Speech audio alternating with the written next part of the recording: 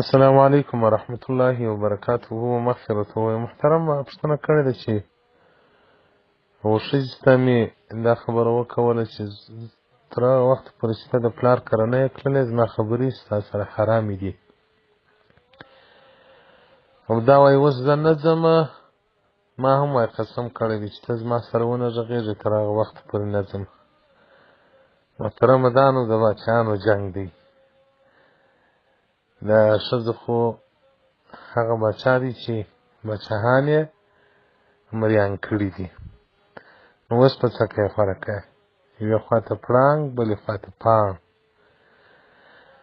محترمه رسول الله صلی الله علیه و آله وصحبه وسلم فرمایي وایي که چا یو قسم وکړي نو اداینه د قسم دې وکړي، یعنې دا قسم دې پوره کړي. او که یو سړي پر ناحقه قسم وکړي، پر داسې کار یې قسم وکړي چې په هغه کې په کولو کې خیر و په نه کولو کې شر و، نو بیا دې قسم پر ځان واړوي، کفاره دې ورکړي.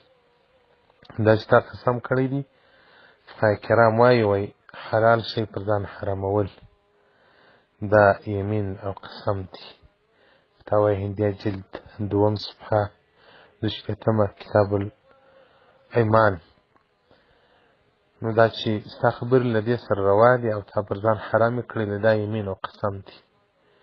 نو ته قسم پر ځان مه اړوه، ځکه تا خو چې قسم کړی دی نو دا د پلار کره نه ځي، ته ولاړه سه. او دا چې بیا کله سوې د قسم یې اخیستی دی چې یا زه نو ولک ته راغله ولاړه سم چې تا خبرې نه یې راسره کړې، خو تا ولاړه سه. دا دې قسم پر ځان واړوي، دا دې کفاره ورکړي. او په آینده کې جنجال مه سره کوئ، نبوي اخلاق نبوي ژوند وکړي.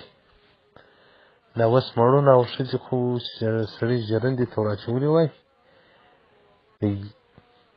دا د اوړو پر ځای لیزه نه ایستلي وای. نبوي ژوند چیرې دی؟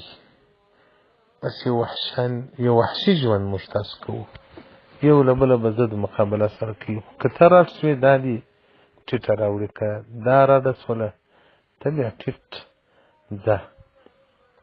ژوند دی څه په کوو، خو رسول الله صلی الله علیه وسلم وایي کږه پښتۍ ده که ورپسې پرېږدي کږېږي کږېږي کږېږي، او که یې صدقه یې ماتېږي.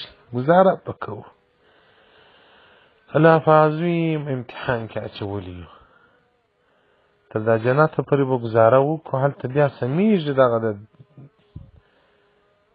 د کورشادې لوڼې سمیږي. هلته په دنیا کې خو یې نفس و خولې ته راوستلی دی، هم د ملا هم د امي کږې پښتۍ دي. په جنت کې نو بهره بیا سم نیسي، نه بیا جنجال کوي، نه بیا خوا بدوي، نه په دوم واده، نه په دریم، نه په څلرم، نه په پنځم، نه په شلم، ځکه په جنت کې بیخي ډېر ودونه الله مؤمن ته ورکوي. هلته بیا هېڅ نه وایي، ارام ارامې به وي. دلته که دې دوم واده کوم به دې پزه کږه نیولي ولې دوم واده کوي، ولې نه کوي؟ نو کوم ناروا دي؟ او دی نو بیا هم بیا شپې کې عدل نه کوي، انصاف نه کوي. محترمینو نبوي ژوند مختاره کوي، دنیا او آخرت هم ښایسته وي. خاوند دې سبب د جنت د ښځې دپاره وګرځېږي، ښځې دې سبب د جنت دپاره د خاوند وګرځېږي. د بده مرغه نن خو چې کوم مړونه او ښځې دي یو له بله د دوزخ اسباب دي، یو د بله د دوزخ اسباب دي. دا خو نسته چې ماینه خاوند تهجد ته راکښېنوي، خاوند ماینه تهجد ته راکښېنوي، یو بل ته په دین کې کومک سره ورکړي، بس خربازۍ دې سره کوي. الله دې رحم وکړي، الله دې رحم وکړي. نو محترمه ته قسم پر ځان مه اړوه، دې ته سر خلاص کړه، خپله خوا د نشي ورسره غږېدلی، قسم دې کړی دی. داسې د درېیم په واسطه باندې سر خلاص کړه، ورته ولاړه سه. نو ورته ولې ما باندې قسم اړی، ته په ځان واړه، ورته ستا شرط لار در کړې ده، کفاره به یې ورکړې. والسلام علیکم ورحمة الله وبرکاته ومغفرته.